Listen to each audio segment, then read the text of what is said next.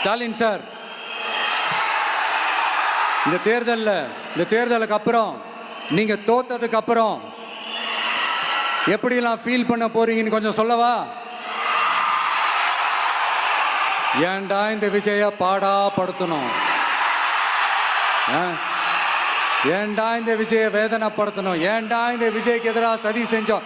ஏன்டா இந்த விஜய்க்கு எதிராக சூழ்ச்சி செஞ்சோம்? நினைச்சு நினைச்சு நினைச்சு ஃபீல் பண்ண போறீங்க. மக்களே உங்களை ஃபீல் பண்ண வைக்க போறாங்க. நான் என்ன கெடுதல் செஞ்சுட்டேன் உங்களுக்கு? நீ சாப்பிட்ற சாப்பாட்டில் ஏதாவது மண்ணுக்கிட்ட அள்ளி போட்டனா? உங்களுடைய ஆட்சியினுடைய லட்சணத்தை, உங்களுடைய ஊழலை, நீங்களும் மந்திரிகளும் அடிக்கிற கொள்ளைய மக்களுக்கு எடுத்து சொன்னேன். இதை சொல்லாம வேற என்னத்தை சொல்லுவாங்க? இப்ப இந்த கரூர் விஷயத்துக்கு வரேன்.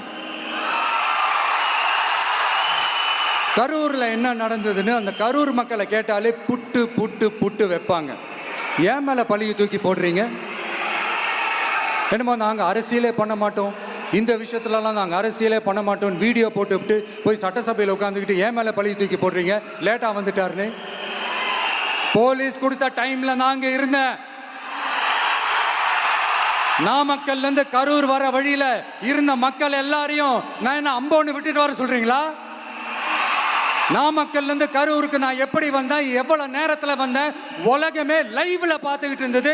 வாய் கூசாம ஏன் மேல பழி தூக்கி போடுறீங்க? ஒரு மனசாட்சின்றது வேணா?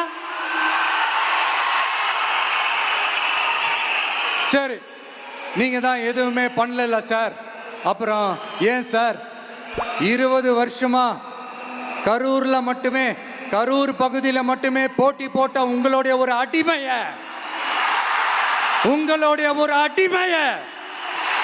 ஏன் கோயம்புத்தூர் வரைக்கும் ஓட வச்சீங்க?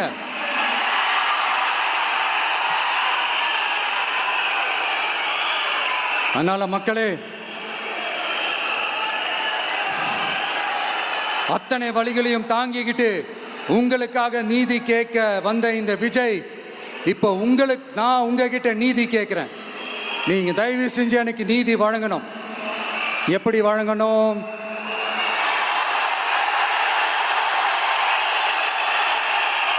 நாளைக்கு ஏப்ரல் 23ஆம் தேதி சும்மா காலங்காத்தால பக்காவா ரெடி ஆயிட்டு ஓட்டர் ஐடி கார்டை கையில எடுத்துக்கிட்டு வீட்டில் இருக்கிற சாமியெல்லாம் நல்லா கும்பிட்டுட்டு உங்க பக்கத்து வீட்டுக்காரங்க, ஏத்து வீட்டுக்காரங்க, அங்கிள், ஆண்டி எல்லாரையும் சந்தோஷமா கூட்டிட்டு